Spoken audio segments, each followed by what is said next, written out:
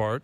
But it's going to be Tampa's going to be good. I just feel like those are the teams. Like I don't think Buffalo's improved. I don't think Detroit's improved. I think Boston's still going the wrong way.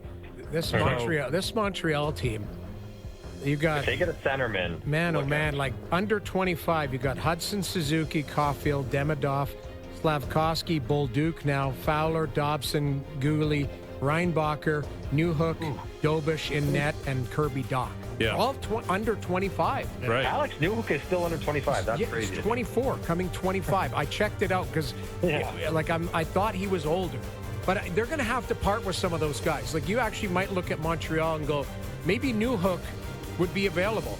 Or Kirby Doc might be available. Again, Anderson, Gallagher. Yeah, those guys, because they're going to have to move some players around to either add or, just get a little bit more veteran presence. But it'll be interesting to see. Like, I think they're better, but they made the playoffs last year, so they're trying to chip away. Ottawa added Lars Eller, but I think they're looking for Shane Pinto growth. I think they're, Dylan Cousins a full year there, see what he does. Like, there's work to be done, but I like that. That Jordan Spence, I like the addition of him, that right shot D that they brought in. Like, he's going to take Hamanuk's minutes. Like, so I think they're just trying to be better with it. Exactly. Just a better player and younger, obviously. But these teams, they're not going away. No, but this is the nature of pro sports. Like, and I was trying to say this on the panel. Okay, put Florida in their own situation. Obviously, they're unique. They're returning versus the entire team. What you're hoping for them is they get old and they get broken down and Bob gets an injury. Like, something happens that changes their dynamic. Because we've seen when they're at their best with that group, as they currently are, they're better than everyone else. But if we take them out, and I know you can't, but if you take them out of the Eastern Conference, who else is much better than Toronto? You can argue Tampa might be a little bit better and Washington might be a bit better, and I don't know if Carolina will be good again. Who's much better than Toronto? They're all lumped together. They're all lumped together, but Toronto to me would be at the top or towards the top of that group of 5 or 6 teams. Yep. And that's as is. So, that's not the worst place to be when you have a bit of cap space and you've lost a 100-point player who's such an important part of your team. They're still going to be good, better than good, and maybe will be better than that when they eventually get to whatever they look like when they're all finished, because they're not all finished. And we'll see what that looks like as the summer goes on and probably as the year goes on next year. With Mike Johnson, our TSN hockey analyst, in terms of the teams in the West are intriguing to me because, we were talking about Vancouver prior to you coming on.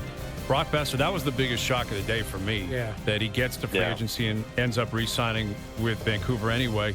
They keep Garland. They find a way to re-sign, or they decide to re-sign Demko, which is an extension, which will kick in next year. Edmonton just shaved off players. Like, that's all they've done today. Calgary, I don't know, they got Dustin Wolf, and then they got to figure out what else they're doing.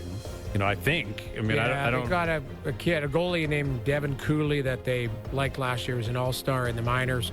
He's going to challenge Wolf. I wouldn't be surprised if they brought in another goaltender to replace Vladar. Vladar left. Vladar went to Philly, which I was happy for him because Philly doesn't have any goalies. They got that Ersin, and then they got this mutant Russian goaltender. Yeah, who's like 6'10". He plays dodgeball sometimes in there. It's tough. Yeah, it's an opportunity for Vladar to possibly start and play games. Yeah. That's a team that's still retooling as well. Like, Philly kind of knows who they are. Yeah. But, of those teams in particular, Vancouver and Edmonton, let's say, which one had maybe a more surprising day, confusing day? How would you kind of describe what those two teams did today?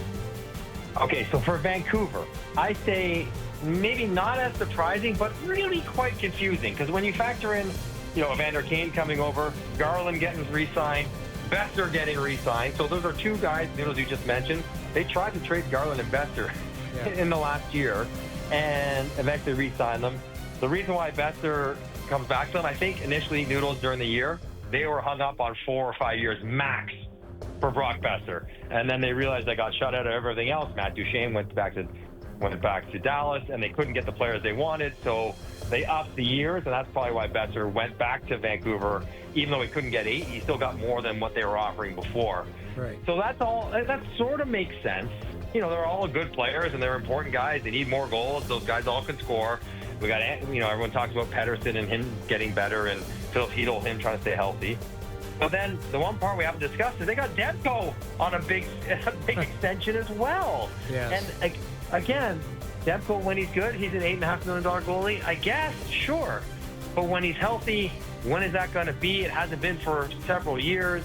They signed Lankin into that big extension. They have Shilov, the American League playoff MVP, who now needs waivers. It just, that one was, you know, positive, but also confusing, because I'm not quite sure what they're up to, Hayes, when it comes to the goaltending situation. Maybe Noodles can explain it to me, but I didn't quite get that for Vancouver. Even though I understand the goal scoring, I don't quite get the goaltending. Even if they're all individually good, I don't get the mix and why you would do it the way they did it.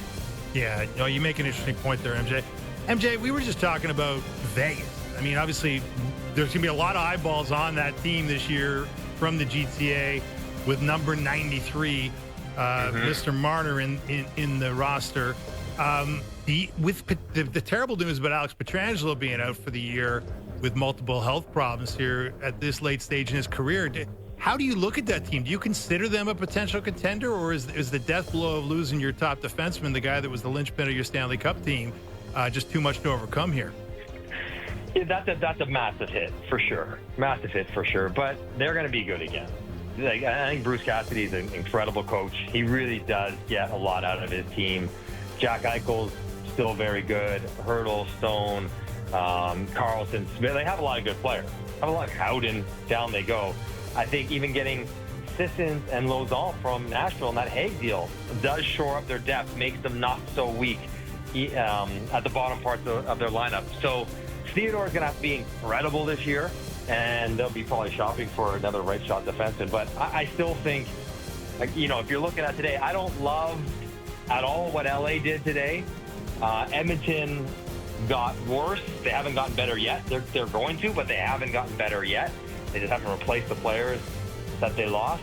You know, Calgary, like, who in the, I guess San Jose, Anaheim, yeah, they're better, but who is much better than Vegas in the Pacific? I don't know. Even with Pietrangelo's injury fest, that I would say anyone I would take significant, maybe Edmonton, but other than that, I would expect Vegas to have a home ice advantage in the playoffs again. So they'll be good, and Mitch obviously will be really good